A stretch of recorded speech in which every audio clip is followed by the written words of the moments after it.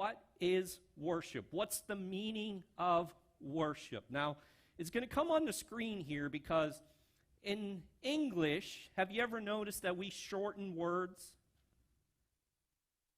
You could just nod. It's okay. We do that, right?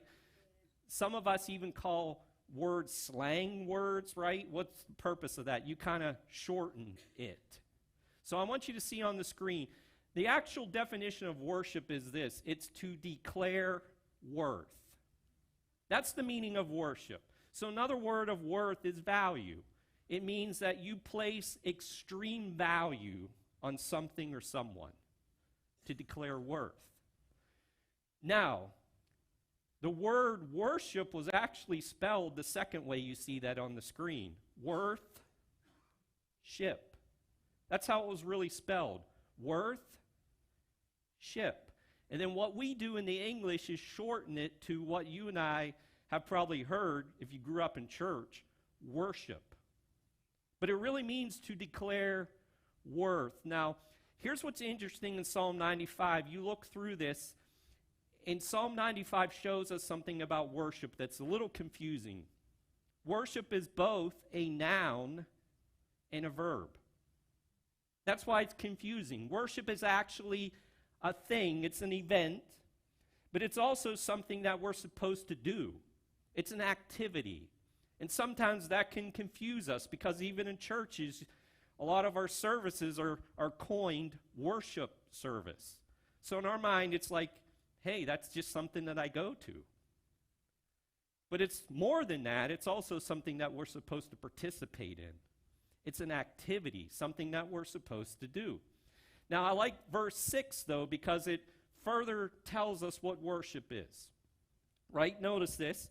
It says this, come let us worship, and here's the word, bow down and kneel before the Lord our Maker. I like those words, bow down and kneel, because here's what worship really is. You want a definition? It's this, surrender to God.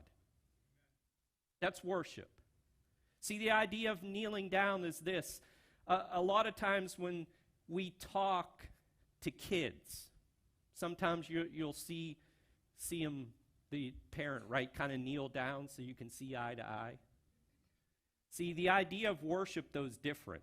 God's above us. And when we kneel before him, what we're saying is, God, I place you above everyone and everything else in my life. That really, you're so great and mighty and awesome, I don't see you eye to eye. You're above me. And I surrender myself to you. You're above everyone. You're above everything. Think about it. You are the most valuable person in my life. You're the most valuable thing that I could ever possess, even in this lifetime. You're above it all. And I like Jesus because he further helps to explain worship. In John chapter 4, he has a conversation with a Samaritan lady. And here's what you need to know about Samaritans. They were half Jewish. So another way of saying it is this.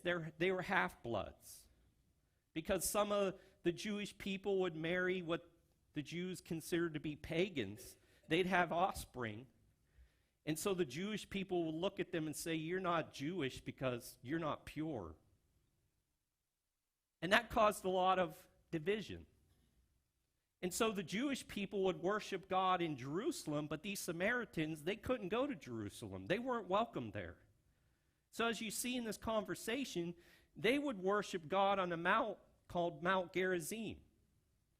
And it's here that Jesus has this conversation with this lady about worship, and this may be familiar to us, but verse 19 says this, the lady said, "Sir, you must be a prophet." And she said that to Jesus because this is the moment where Jesus said, go and get your husband.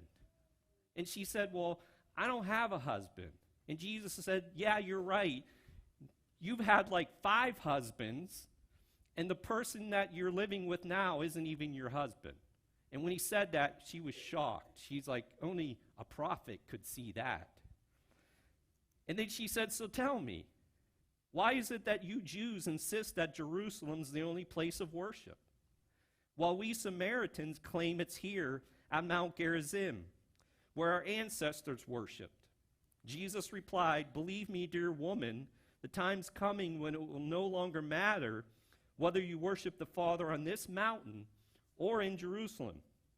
You Samaritans know very little about the one you worship, while we Jews know all about him, for salvation comes through the Jews. But the time's coming, indeed it's here now, when true worshipers will worship the Father in spirit and in truth. The Father's looking for those who will worship him that way, for God is spirit, so those who worship him must worship in spirit and in truth." So let's put this in perspective again, all right? What is worship? It's to declare worth. But Jesus further expounds on worship, and I think it's interesting that when he's talking to the Samaritan woman, he doesn't mention anything about style of music, right? Because we do that sometimes. When we think of worship, it's like, only this song is worship. All these other songs are from the devil. We can't do that, right? I'm just being real. I grew up in church. I know how we think, right? So Jesus doesn't mention style worship. He also doesn't mention personal preference, because we can make worship out to be that too.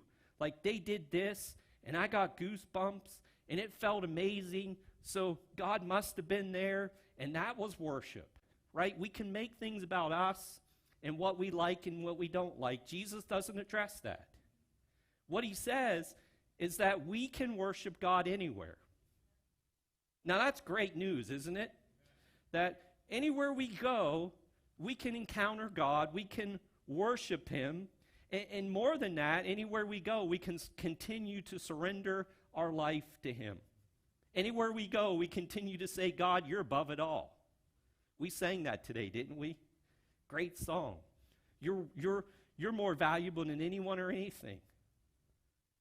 And then Jesus, this idea of spirit and truth, worshiping God that way, it's this idea that he says when you respond to God, you're responding to him with no ulterior motives.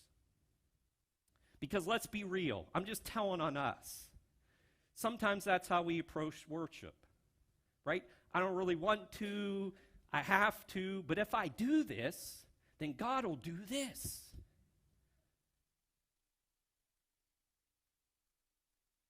Come on, let that sink in. We have these motives.